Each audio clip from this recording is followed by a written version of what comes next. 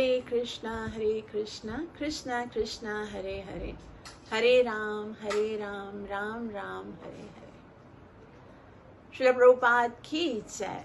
परम पूज्य श्री गुरु महाराज राधा गोविंद गोस्वामी महाराज की जय हो। प्राण प्रिय श्री राधा गोपीनाथ भगवान की जय हो।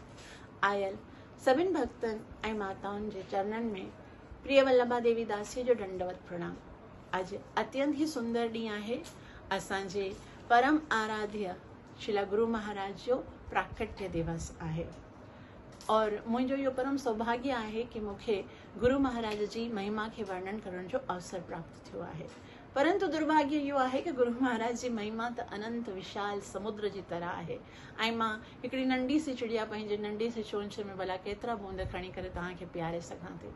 परंतु इन ॻाल्हि जो विश्वास है कि जेकॾहिं असां जहिड़ा कलिकाल में झुलस्ता जीव हिन शुद्ध भक्तन जे चरित्र उन जी महिमा जी हिकिड़ी बूंद के भी जेकॾहिं असां स्वीकार कंदासीं त असांजो जीवन कल्याणमय थी वेंदो। त श्री मुंहिंजा परम आराध्य गुरु महाराज श्री गुरु महाराज परम पूज्य श्री राधा गोविंद गोस्वामी महाराज असां सभिनि जे लाइ हिकिड़ो सुंदर उपहार खणी आया आहिनि भगवान जे धाम मां। ऐं उहो उपहार आहे श्रीमद भागवतम। इहा कोन आहे कि उन्हनि जे अचण खां पहिरीं श्रीमद भागवतम कोन हुयो, लेकिन श्रीमद भागवतम ईअं हुयो जीअं बाग में घणा सारा गुल हूंदा आहिनि, उन्हनि सभिनि जे अंदरि मधु हूंदो आहे, शहद हूंदो आहे, माखी, मगर उहा माखी असां कोन था कढी सघूं। कोई भंवरो कोई मधुमक्खी जॾहिं उन्हनि मां माखी कढी करे उहा असांजे जीवन खे प्यारींदी आहे तॾहिं ई असां उनजो आस्वादन करे सघंदा आहियूं। उन ई तरह सां असांजे वैष्णव समाज में घणा ई भक्त वैष्णव हुया जिन टीकाऊं जीअं श्रीला श्रीधर स्वामी, बलदेव विद्याभूषण, विश्वनाथ चक्रवर्ती स्वामी, हरिसूरी महाराज, सनातन गोस्वामी, रूप गोस्वामी, घणियूं टीकाऊं, लेकिन उन्हनि सभिनि जे अंदरि जेको माखी भरियल हुई उहा असांखे श्री गुरु महाराज असांखे प्रदान कई। तंहिं करे असां उन्हनि जो इहो उपकार जेको आहे उहो जन्म जन्मांतर ताईं भुलिजी नथा सघूं। वास्तव में भक्तो असांजो जीवन कृतार्थ थींदो आहे जॾहिं असां कंहिं शुद्ध भक्त जो गुणगान कंदा आहियूं। तंहिं करे असां व्यास पूजा मल्हाईंदा आहियूं। व्यास पूजा हिनखे छाजे लाइ चइबो आहे? जंहिं ॾींहुं कंहिं वैष्णव आचार्य जो जनम ॾींहुं हूंदो आहे, छाकाणि त उहो वैष्णव जेको हूंदो आहे पंहिंजे सॼे जीवन में वेद व्यास जा जेके शास्त्र आहिनि उन्हनि खे असां ताईं पहुचाइण जो कार्य कंदा आहिनि। तंहिं करे उन जे जनम ॾींहं खे सेलिब्रेशन कयो वेंदो आहे, उनखे व्यास पूजा चयो वेंदो आहे। ऐं व्यास पूजा में असां छा कंदा आहियूं? उन शुद्ध भक्त खे असां पंहिंजी ऑफरिंग कंदा आहियूं, उन्हनि जो गुणगान कंदा आहियूं। ऐं उन गुणगान जे द्वारा जीअं कंहिंजी बर्थडे थींदी आहे न, उनखे असां हिकिड़ो गिफ्ट ॾींदा आहियूं। उन ई तरह सां असां पंहिंजे आचार्यनि खे पंहिंजे शब्दनि जे द्वारा उन्हनि जी महिमा जो गुणगान करे असां उनखे इहो उपहार उन्हनि खे ॾींदा आहियूं। ऐं उन जे बदली में असांखे ढेर सारो आशीर्वाद ऐं कृपा प्राप्त थींदी आहे, छाकाणि त सभई जेके आचार्य आहिनि, जेके संत आहिनि, उन्हनि सभिनि शास्त्रनि जो मंथन करे जेको निर्णय कढियो आहे उहो इहो आहे कि हिन संसार में भॼन करण जे लाइ बसि ॿ ई वस्तु आहिनि।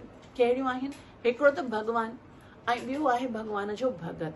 लेकिन अगरि भॻवान ऐं भक्त जे विच में बि असां ॾिसूं त भॻवान जी भक्ति ऐं सेवा करण खां वधीक जेकॾहिं कोई वस्तु आहे त उहो भॻवान जे भक्तनि जी सेवा ऐं उन्हनि जो गुणगान करणु। छाकाणि त जॾहिं भॻवान जी गुणगान थींदी आहे त भगत ॿुधंदा आहिनि, ऐं जॾहिं भक्त जो गुणगान थींदो आहे त भॻवानु ॿुधंदो आहे। इन ई तरह सां अॼु ॾिसूं असांजे प्रिय गुरु महाराज जो जनम थियो आहे 28 जून 1949 में गरुड़ा गांव में, कैमूर ज़िला में गुरु महाराज जो जनम ॾींहुं हुयो। ऐं उन ई टाइम ते रथ यात्रा हुई। त रथ यात्रा ते गुरु महाराज जो जनम थियण बि हिकिड़ो रहस्य आहे। जीअं भगवान श्री कृष्ण भगवत गीता में चवनि था, जन्म कर्म चमे दिव्यम, मुंहिंजा जन्म ऐं कर्म सभु दिव्य आहिनि। उन ई तरह भगवान जा जेके शुद्ध भक्त आहिनि उन्हनि जा जन्म ऐं कर्म सभु दिव्य हूंदा आहिनि। गुरु महाराज जो इन रथ यात्रा ते हिन संसार में प्रकट थियण इन जो बि हिकिड़ो रहस्य आहे। जीअं असां सभिनि खे ख़बर आहे कि भगवान जगन्नाथ जेके भगवान श्री कृष्ण जे सुंदर स्वरूप मां जगन्नाथ छाजे लाइ बणिया? भगवान पंहिंजे शुद्ध भक्तनि जी कथा खे ॿुधंदे ॿुधंदे जगन्नाथ स्वरूप में अची विया। त अॼु जीअं असां सभई मिली करे भगवान जे भक्त जो जेके गुरु महाराज ब्रजवासी आहिनि उन्हनि जो गुणगान करे रहिया आहियूं, त असां बि आनंदित थी रहिया आहियूं ऐं साथ में असां खां बि वधीक आनंदित थी विया आहिनि रथ में वेठल जगन्नाथ भगवान। त रहस्य छा आहे गुरु महाराज जे प्राकट्य जो? त भगवान श्री कृष्ण जॾहिं 100 साल ताईं वृंदावन मां मथुरा ऐं मथुरा मां द्वारिका विया ऐं 100 साल ताईं वृंदावन वासियुनि खे भगवान जो विछोह विरह प्राप्त थियो ऐं 100 सालनि खां पोइ जॾहिं भगवान कुरुक्षेत्र में उन्हनि सभिनि व्रजवासियुनि सां मिलिया ऐं मिलण खां पोइ जॾहिं रथ ते चढ़ी पंहिंजी भेण सुभद्रा ऐं पंहिंजे भाउ बलराम सां गॾिजी करे वरी द्वारिका वञण जे लाइ रथ ते वेठा, उन ई टाइम ते सभिनि गोपियुनि ॾिठो की न हाणे असां ॿीहर भॻवान खे द्वारिका वञण न ॾींदासीं ऐं जेकॾहिं उहे द्वारिका हली विया पोइ पतो न असांखे वरी उन्हनि जो दर्शन थींदो या न थींदो। 100 साल असां इंतज़ारु कयो, हाणे वरी उन्हनि खे वञण न ॾींदासीं। इहो सोचे करे सभई जेके गोपांगनाऊं आहिनि उहे पंहिंजे हृदय खे हिकिड़ी रस्सी बनाए करे उन्हनि रथ खे ॿधी करे भॻवान खे चवण लॻा, गोपीनाथ वृंदावन चलो, गोपीनाथ वृंदावन चलो, असां तव्हांखे वरी द्वारिका वञण न ॾींदासीं, असांजे साथ वृंदावन वञो हलो। इन ई ॻाल्हि खे यादि कंदे अॼु बि असां जगन्नाथ भॻवान जी रस्सीअ खे खींचे करे चवंदा आहियूं, जगन्नाथ वृंदावन चलो हे जगन्नाथ। भॻवान खे वृंदावन वठी वेंदा ऐं भॻवान वृंदावन हलण लाइ तयार आहिनि, है न। वृंदावन छा आहे भक्तो? वृंदावन भगवान ऐं भक्तनि जो हृदय आहे। भगवान पाण चवनि था, पंचकोल विस्तीर्णम द्वारम धामम च हृदय मम। इहो पंचकोश जो जेको वृंदावन आहे उहो मुंहिंजो द्वार आहे ऐं असां सभई भगवान खे पंहिंजे हृदय में प्रकट करण जे लाइ इहा रथ जी रस्सी खींचींदा आहियूं। ऐं उन खां पोइ जॾहिं भगवान श्री कृष्ण पंहिंजी लीला समाप्त करे पंहिंजे गोलोक धाम में विया तॾहिं भागवतम चवे थी, कृष्णे स्वधामोपगते धर्म ज्ञानादिभिः सह कलौ नष्ट दिशामेषां पुराणार्को धुनोदित। कि कृष्ण जॾहिं पंहिंजे हिन भौतिक जगत मां लीलाऊं समाप्त करे गोलोक वृंदावन धाम में विया तॾहिं धर्म ऐं ज्ञान उन सां गॾु हली विया ऐं कलो नष्ट दिशा में शाम। कलयुग में त केवल अंधकार ई अंधकार भरिजी वियो ऐं उन अंधकार खे दूर करण जे लाइ उहो ई भगवान श्री कृष्ण साक्षात भगवान ग्रंथराज भागवतम जे स्वरूप में इन संसार में प्रकट थियो ऐं इन संसार खे प्रज्वलित कयो ऐं उन ई भागवतम खे असां ताईं पहुचाइण जो कार्य कयो। असांजे परम आराध्य गुरु महाराज श्रीला गोविंद गोस्वामी महाराज, राधा गोविंद गोस्वामी महाराज जो इहो उपकार असां कॾहिं कोन था भुलिजी सघूं। श्री राधा गोविंद गोस्वामी महाराज जॾहिं जनम थियो उन्हनि जो तॾहिं उन्हनि जे पिताजी उन्हनि जो नालो रखियो शुभ नारायण ऐं इहो नालो जेको एतिरो त सुंदर हुयो। जॾहिं श्रील प्रभुपाद जी दीक्षा बि ॾिनी उन्हनि खे, उन खां पोइ बि श्रील प्रभुपाद जी गुरु महाराज खे अक्सर शुभ नारायण करे चवंदा आहिनि, शुभ नारायण गोरखपुर वारा ईअं करे चवंदा हुया। ऐं श्री गुरु महाराज खे बचपन खां ई शास्त्र पढ़ण जो ॾाढो हृदय में एॾी तीव्र इच्छा हुई, ॾाढो लगाव हुयो। हिकिड़ो संत जेको रामानंद संप्रदाय सां हूंदो हुयो उन्हनि गुरु महाराज खे हिकिड़ो शास्त्र ॾिनो, रामचरितमानस। ऐं गुरु महाराज खे चई तोखे ॾाढो शौक़ु आहे न शास्त्र पढ़ण जो, इन खे पढ़। ऐं महाराज उन शास्त्र खे हिकिड़े महीने में पूरो कंठस्थ करे छॾियो ऐं महाराज उन शास्त्र खे पढ़ी करे एतिरो त प्यार सां ऐं दिलि सां उन शास्त्र खे पढ़ो कि जेके शास्त्र जे अंदरि जेके डायलॉग्स हुआ न उहे महाराज खे बाए हट थी विया। ऐं उन टाइम ते जेके ॻोठ हूंदा हुया न, गांव हूंदा हुया, उन में रामलीला थींदी हुई त महाराज खे छाकाणि त सभई जेके बि कैरेक्टर आहिनि उन्हनि जा सभई डायलॉग्स यादि हूंदा त जेको उते जा रहवासी हुया उन्हनि महाराज खे चयो तव्हां न रामलीला में राम जो रोल कयो। ऐं महाराज राम बणजंदा हुया ऐं छोटे महाराज जेके आहिनि राधा रमन महाराज उहे लक्ष्मण बणजंदा। ऐं इन खां अलावा बि जेके बि कैरेक्टर मिसिंग हूंदा हुया उन्हनि जो रोल बि महाराज जी कंदा हुया। त हिकिड़ी दफ़ा छा थियो, अंगद जो रोल हुयो। अंगद जो रोल छा आहे, रावण जी सभा में वञी करे पेर जमाइण कि जेको मुंहिंजे हिन पेर खे हटाए छॾींदो त असां सीता माता खे वठण जे बग़ैर ई असां हली वेंदासीं। त अंगद जो पेर जमाइण जो ॾींहुं हुयो, लेकिन अंगद बीमार थी वियो, उन जा तबियत ख़राब थियसि, न अची सघियो। त महाराज अंगद जी जो ई रोल करण लॻा। ऐं जीअं ई महाराज पंहिंजो पेर ॼमायो त जेके राक्षस हुया रावण जा, उहे उन पेर खे हटाइण लॻा। तॾहिं एतिरो शक्तिअ सां हटाइण लॻा। असलीअ में महाराज खे ॾाढो क्रोध आयो कि जेकॾहिं पेर हटिजी वियो त पोइ प्रण काॾे वेंदो। उन टाइम ते महाराज जे हथ में गदा हुई ऐं उहा गदा ज़ोर सां हुन राक्षस जे मुख में हणी त हुनजो ॾंद टुटी वियो। मगर महाराज ॾाढा सरल स्वभाव जा हुआ। बाद में उन्हनि खे चवण लॻा कि तव्हां असलीअ में छो हटाए रहिया हो। ऐं पोइ महाराज हुनजो ॾाढो ध्यानु कयो, उन्हनि जी दवाई वाई उनखे खाराई। उन ई तरह सां महाराज जेके आहिनि बचपन खां ई उन्हनि खे भागवत पढ़ण जो एतिरो शौक़ु हूंदो हो कि जॾहिं महाराज पंहिंजे सभिनि स्कूल जे फ्रेंड्स जे साथ जॾहिं स्कूल वेंदा हुया त महाराज जो जेको ॻोठ हुयो उन खां स्कूल 9-10 किलोमीटर परे हुई।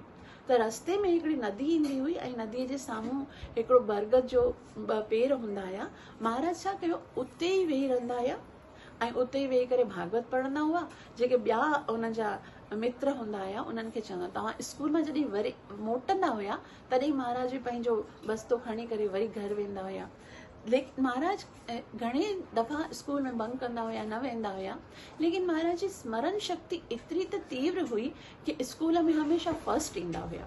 लेकिन जॾहिं इहा ॻाल्हि उन्हनि जे पिताजी खे ख़बर पई तॾहिं उन्हनि जे पिताजी चयो कि शुभ नारायण, तूं रोज़ स्कूल में न वेंदो आहीं, उन जे बदिले में भागवतम पढ़ंदो आहीं। महाराज पाण इहा ॻाल्हि सूरज जी कथा में ॿुधाइनि था कि मुंहिंजे पिताजी चयो कि जेकॾहिं तूं केवल भागवतम पढ़ंदे त हिकिड़े ॾींहुं तूं बुखो मरी वेंदे, पढ़ंदे न त हिकिड़े ॾींहुं तूं बुखियो मरी वेंदे। तॾहिं महाराज चवनि था कि अॼु भागवत पढ़ियो आहे मां और एतिरियूं भागवत जूं कथाऊं थींदियूं आहिनि, एतिरा सारा भागवत जा प्रोग्राम्स थींदा आहिनि कि हर घर में वेंदा आहियूं त जेतिरो बि किचन में जेतिरा बि व्यंजन बणजंदा आहिनि, जेतिरा बि भोग प्रसाद बणजंदा आहिनि, के मूंखे खीर पीआरींदो आहे, के मिल्क शेक पीआरींदो आहे, के ड्राई फ्रूट पीआरींदो, एतिरो खाराईंदा आहिनि मूंखे लॻे थो खाराए मारींदा। त महाराज जी जेके आहिनि उहे बचपन में एतिरो त भागवतम सां उन्हनि जो प्रेम हूंदो हुयो कि उहे केतिरा घंटा भागवतम पढ़ंदा हुआ। ऐं उन्हनि जो इहो प्रण हूंदो हुयो कि जेसि ताईं मां भागवतम जो हिकिड़ो सिकंद पूरो न पढ़ी छॾंदसि ऐं हिकिड़ो पूरो चैप्टर लर्न न करे सघंदसि, बाय हार्ट न करे सघंदसि, तेसि ताईं मां भोजन न खाईंदमि।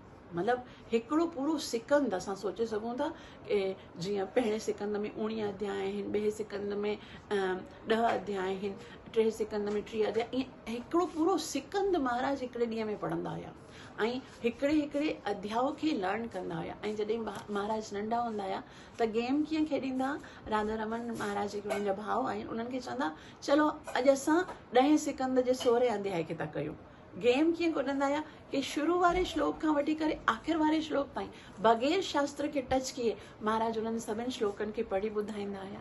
ऐं पोइ वरी चवंदा हाणे हिन खे बैकवर्ड, मतिलबु आख़िर खां वठी करे आख़िरी श्लोक खां वठी करे फर्स्ट श्लोक ताईं पढ़ंदासीं।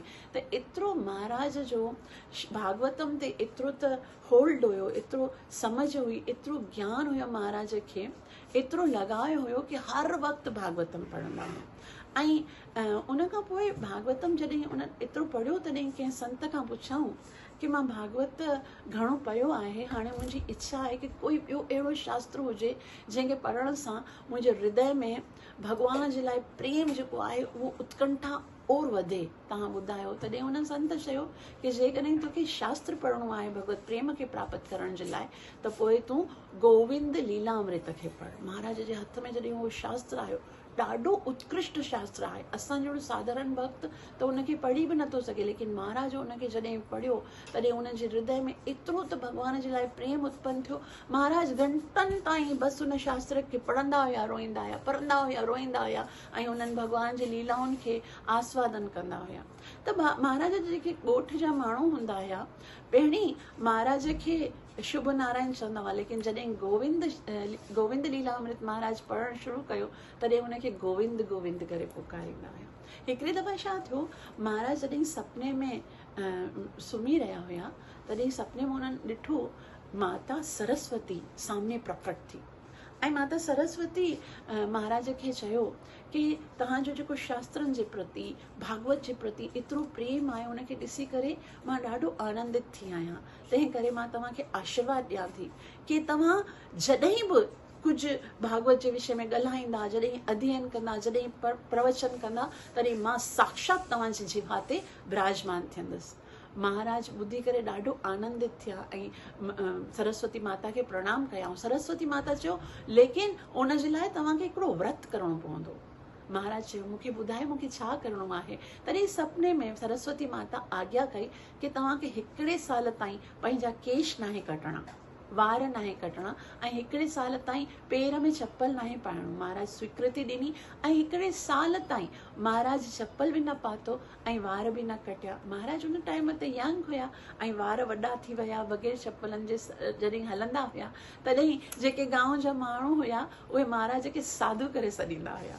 त कीअं महाराज जेके आहिनि से शुभ नारायण सां गोविंद ऐं पोइ हाणे साधु सॾाईंदा हुया। सभई उन्हनि खे साधु, साधु जो मतिलबु छा आहे, जेको हर वक़्तु साधना करे, जेको ॾाढो सरल ऐं सादो जीवन गुज़ारे। त महाराज बचपन खां ई एतिरो भॻवान सां ऐं भॻवान जे शास्त्रनि सां प्रेम कंदा हुया।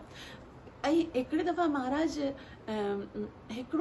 महाराज खे हथ में हिकिड़ो शास्त्र आयो, हिकिड़ो मैगज़ीन आयो ऐं उहो मैगज़ीन जेको हुयो उनजो नालो हुयो कल्याण पत्रिका ऐं उहे भाई श्री हनुमान प्रसाद पोद्दार जो उनजे द्वारा प्रकाशित थियो। उनखे पढ़ियाऊं जॾहिं महाराज, तॾहिं महाराज खे ॾाढो सुंदर लॻो। उन में हिकिड़ो आर्टिकल हुयो हनुमान प्रसाद पोद्दार जो।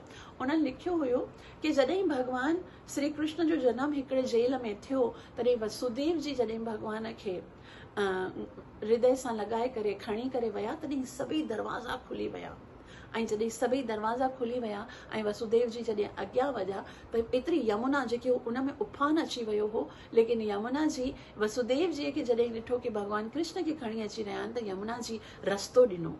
त इन ई ॻाल्हि खे उहे चवनि था जेकॾहिं असां बि भॻवान श्री कृष्ण खे पंहिंजे हृदय में धारण कंदासीं, पंहिंजे मस्तक ते, पंहिंजे नेत्रनि में, पंहिंजे ज़ुबान ते धारण कंदासीं, भॻवान जे नाम खे वठंदासीं त असांजे बि जीवन जा जेके बंदि दरवाज़ा आहिनि भाग्य जा उहे खुली वेंदा, असांजे लाइ वैकुंठ जा दरवाज़ा खुलंदा और इहो जेको संसार आहे हिकिड़े विशाल सागर जी तरह आहे, उनखे लांघणु असांजे लाइ ॾाढो सरल थी वेंदो। जॾहिं महाराज इन टीका खे पढ़ियो तॾहिं महाराज खे एतिरो सुंदर लॻो ऐं उन महाराज जे हृदय में एॾी त प्रेम वधाए छॾियो भॻवान जे लाइ ऐं चयाईं कि केतिरो सुंदर संत आहे जंहिं एतिरी सुंदर टीका असांजे इन प्रेज़ेंट जीवन खे सम्मानित करे उन्हनि केतिरो सुंदर ॿुधायो आहे। उन्हनि ॾींहंनि खां महाराज जी जेके आहिनि हनुमान पोद्दार जा जेके बि आर्टिकल्स आहिनि, मैगज़ीन्स आहिनि, उहे पढ़णु लॻा ऐं फाइनली हिकिड़े ॾींहुं महाराज जी भेंट उन्हनि सां थी ऐं महाराज जी उन्हनि खे चयो मूंखे तव्हां शिष्य स्वीकार कयो। तॾहिं हनुमान प्रसाद पोद्दार जी भाई जी चयो कि मां तव्हांजो गुरु कोन आहियां, जेकॾहिं तव्हांखे हिकिड़े उत्तम अधिकारीअ जो शिष्य बणिजणो आहे त हिन पृथ्वीअ ते अॼु बि हिकिड़ो उत्तम अधिकारी गुरु आहे, तव्हां उन खां शिक्षा वठी करे उन जे शरण में वञो ऐं उनखे गुरु बणाए करे उन जे शिष्यत्व खे स्वीकार कयो। तॾहिं महाराज चयो तव्हां ॿुधायो उहो केरु आहे? तॾहिं भाई श्री चवनि था अंतर्राष्ट्रीय Krishna Bhavana Amrita Sangh ISKCON International Society for Krishna consciousness जे फाउंडर आचार्य श्रीला प्रभुपाद उहे हिकिड़ा योग्य गुरु आहिनि जंहिंजी तव्हांखे शरण ग्रहण करणु घुरिजे। ऐं श्रीला प्रभुपाद जी अहिड़ा संत आहिनि जंहिं ना जाने केतिरनि भक्तनि खे, केतिरनि जीवन खे उद्धार करे भक्त बणायो आहे। तव्हांजी ज़रूरत आहे उन कार्य में वञी करे सम्मिलित थियो। ऐं तॾहिं महाराज जी श्रीला प्रभुपाद जी जे विषय में सोचणु लॻा कि छा मां कॾहिं श्रीला प्रभुपाद सां मिलंदमि, छाकाणि त उन्हनि जे हृदय में हाणे इहा ई प्यास हुई कि मां श्रीला प्रभुपाद जी खे स्वीकार करियां, उन्हनि जे शिष्यत्व में वञा। हिकिड़े ॾींहुं फाइनली श्रीला प्रभुपाद जी उन्हनि सां पहिरीं दफ़ा भेंट थिए थी हिकु ॿ दफ़ा उन्हनि पहिरीं शिला प्रभुपाद जी खे ॾिठो, लेकिन ॾाढी घोड़ में एतिरा सारा पब्लिक अकेले में जॾहिं शिला प्रभुपाद जी मिलण विया शिला प्रभुपाद जी सां गुरु महाराज, तॾहिं शिला प्रभुपाद जी अकेले वेठा हुया, माना कुझु चेंटिंग करे रहिया हुआ। त शिला प्रभुपाद जी खे ॾिसी करे प्रणाम करे गुरु महाराज पुछो कि मां शिला प्रभुपाद जी सां मिलण आयो आहियां, तव्हांखे ख़बर आहे उहे किथे आहिनि? तॾहिं प्रभुपाद जी पुछनि था, तव्हांखे प्रभुपाद जी सां छा जे लाइ मिलणो आहे? गुरु महाराज चयो, छाकाणि त उहे मुंहिंजा गुरु आहिनि, तव्हां उन्हनि खे गुरु छो स्वीकार कयो आहे? तॾहिं गुरु महाराज चयो, छाकाणि त जेके मुंहिंजा शिक्षा गुरु आहिनि उन्हनि जो इहो आदेश आहे कि मां उन्हनि खे गुरु स्वीकार कयां। तॾहिं शिला प्रभुपाद जी पुछो, लेकिन उन जे अंदरि अहिड़ो छा आहे जेको तव्हां उन्हनि खे गुरु स्वीकार करणु चाहियो था? तॾहिं गुरु महाराज ॾाढो सुंदर उत्तर ॾिनो कि छाकाणि त उहे चैतन्य महाप्रभुअ जा अनुयायी आहिनि, चैतन्य महाप्रभुअ जे शरणागत आहिनि, महाप्रभुअ जा भक्त आहिनि, तंहिं करे मां उन्हनि खे पंहिंजो गुरु स्वीकार कयां थो। तॾहिं शिला प्रभुपाद जी चयो, तव्हांखे ख़बर आहे चैतन्य महाप्रभु भॻवान कोन आहिनि, चैतन्य महाप्रभु त भॻवान जा हिकिड़ा भक्त आहिनि। गुरु महाराज चवण लॻा, न न, तव्हांखे ख़बर कोन आहे, चैतन्य महाप्रभु साक्षात राधा ऐं कृष्ण जो मिलित स्वरूप आहे, जेको हिन कली काल में भगत जे रूप में आयो आहे। शिला प्रभुपाद जी चवनि, न न, इहे सिर्फ़ु चवण जूं ॻाल्हियूं आहिनि, चैतन्य महाप्रभु हिकिड़े भक्त जे स्वरूप में आया कोन आहिनि, उहे साक्षात हिकिड़ो भक्त बणिजी करे असांखे भॻवान जी भक्ति सेखारींदा, उहे भॻवान कोन आहिनि। तॾहिं गुरु महाराज शिला प्रभुपाद जी खे चयो, तव्हां चुप कयो, तव्हांखे कुझु ख़बर कोन आहे, तव्हां शास्त्रनि में पढ़ियो न आहे। सभई वेद शास्त्रनि में असांखे इहो प्रमाण मिलंदो आहे कि चैतन्य महाप्रभु साक्षात भॻवान आहे। कृष्णदास कविराज महाराज चैतन्य चरितामृत में इहो प्रमाणित कयो आहे कि चैतन्य महाप्रभु साक्षात भॻवान आहे, तव्हांखे कुझु ख़बर कोन आहे, तव्हां चुप कयो। तॾहिं इहो ॿुधी करे शिला प्रभुपाद जी खिलण लॻा ऐं उन ई टाइम ते कुझु भक्त अची करे शिला प्रभुपाद जी खे दंडवत करण लॻा ऐं महाराज जी खे ॿुधायूं कि तव्हां जे संत सां मिलण आया आहियो, उहे साक्षात संत शिला प्रभुपाद जी इहे आहिनि। महाराज त ॿुधी करे न ॾाढो भउ लॻण लॻो ऐं चवणु लॻो, हे भॻवान, मां त केॾी वॾी ग़लती करे छॾी, मां प्रभुपाद जी सां एतिरो बहस कयो ऐं प्रभुपाद जी खे हथ जोड़े करे चवणु लॻा कि मूंखे क्षमा कयो, मूंसां वॾी ग़लती थी वई जो मां तव्हां सां। शिला प्रभुपाद जी खिलण लॻा ऐं शिला प्रभुपाद जी उन्हनि खे पंहिंजे शिष्यत्व में स्वीकार कयो। पहिरीं त शिला प्रभुपाद जी चयो कि घणो टाइम ताईं हिकिड़े साल ताईं तव्हांखे माला करणी आहे, हिते आश्रम में सेवा करणी आहे, लेकिन साथ में जॾहिं रहण था कुझनि ॾींहंनि में गुरु महाराज जी दीक्षा थी वई ऐं दीक्षा खां पोइ शिला प्रभुपाद जी महाराज जेके कुझु आदेश कयो।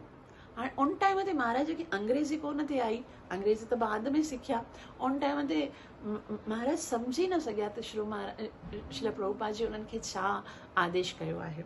तंहिं करे महाराज वरी पुछी बि न सघिया कि पतो न आहे अतिक्रमण थी वेंदो, मां कीअं पुछां, त पुछी बि न सघिया। सॼी राति सोचां पतो न शिला प्रभुपाद जी मूंखे छा आदेश कयो आहे, मां सम्झी कोन सघियसि। ऐं सुबुह जो ॿीहर जॾहिं भागवत कथा थी रही हुई त महाराज हिकिड़े पिलर जे पीछे थंब जे पोयां वेही करे कथा ॿुधणु लॻो। शिला प्रभुपाद चयो, हे थंब जे पोयां केरु आहे?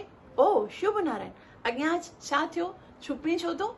तॾहिं गुरु महाराज चयो कि शिला प्रभुपाद जी, तव्हां मूंखे हिकिड़ो कल्ह आदेश कयो, लेकिन मां उनखे सम्झी कोन सघियसि, तव्हां कृपा करे उहो मूंखे हिंदीअ में ॿुधायो कि तव्हां छा चई रहिया हुया। तॾहिं शिला प्रभुपाद जी जे हथ में भागवत हुयो ऐं भागवत खे शिला प्रभुपाद जी गुरु महाराज जे हथ में ॾेई करे चयो, मां इहो ई आदेश करे रहियसि कि तोखे जीवन भर इन भागवतम जो अध्ययन करणो आहे ऐं इन भागवतम जो प्रचार करणो आहे। शिला प्रभुपाद जी हिन आदेश खे ॿुधी करे ॾाढो आनंदित थिया ऐं शिला प्रभुपाद जी ऐं जॾहिं गुरु महाराज खे चयो कि चैतन्य चरितामृत जो बि न आस्वादन करणो आहे, त गुरु महाराज टिन ॾींहंनि में बेंगोली लैंग्वेज सॼी सिखी ऐं 3 ॾींहंनि में बेंगोली सॼी लैंग्वेज सिखी करे चैतन्य चरितामृत जो आस्वादन करणु लॻा। इन तरह सां शिला गुरु महाराज जा घणा ई केतिरो ई लगाव हुयो शास्त्रनि सां ऐं घणा घंटा घंटा वेही करे गुरु महाराज हर वक़्तु शास्त्रनि जो अध्ययन कंदो हुयो।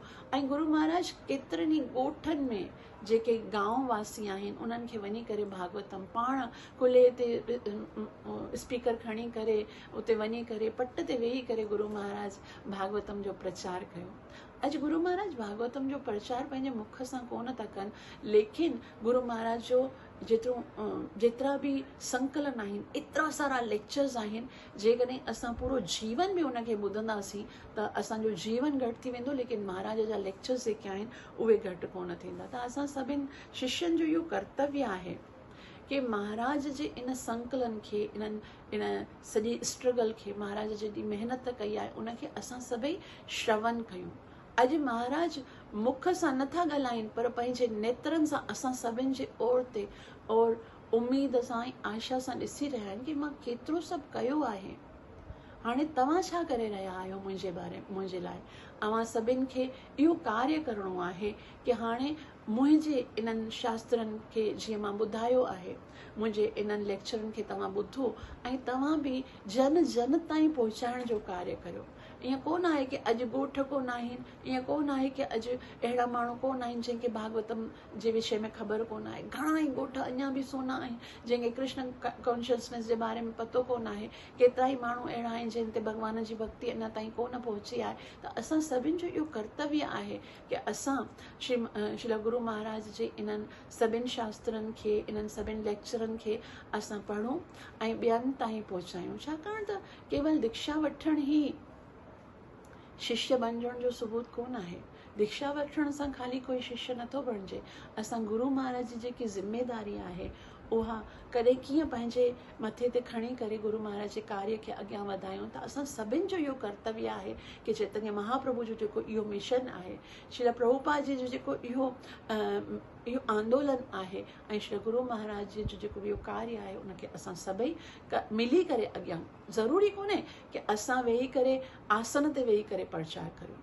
जेके प्रचार करे रहिया आहिनि, जेकॾहिं असां उन्हनि खे सपोर्ट कयूं, कहिड़ी तरह सां भागवतम सप्ताह जा आयोजन कयूं, कहिड़ी तरह सां उन्हनि खे फैसिलिटाइज़ कयूं, नया भक्त जेके प्रचार करण में रुचि रखनि था उन्हनि खे असां मोटिवेट कयूं। ज़्यादा खां ज़्यादा असां हिकिड़े ॿ भक्तनि जो कार्य कोन आहे, इहे असां सभिनि जो मिली करे प्रचार आंदोलन वधंदो। और असां सभिनि खे ख़बर आहे कि असांजो जेको इहो इस्कॉन मूवमेंट आहे उहो ॿिनि शयुनि ते टिकियल आहे। उहो छा आहे? गुरु चाहे कोई बि आहिनि, इस्कॉन में कोई बि असांजा गुरु महाराज आहिनि, उहे इहे ॿिनि कार्यनि करण ते असांजी ओर निहारे रहिया आहिनि। उहे ॿ कार्य कहिड़ा आहिनि कि असांखे हरिनाम संकीर्तन करणो आहे ऐं ॿियो श्रीमद भागवतम जो प्रचार करणो आहे। इहे ॿ कार्य जेकॾहिं असां कयूं था तॾहिं असां पंहिंजे गुरु महाराज खे प्रसन्न करे सघूं था। और जेकॾहिं इहे ॿ कार्य कोन आहिनि त केतिरो ई सुंदर मंदिर हुजे, केॾा ई भंडारा हलनि, उहो मंदिर जेको आहे उनखे असां इस्कॉन जो नथा चई सघूं, उहो उन सां भक्त न बणिजंदा।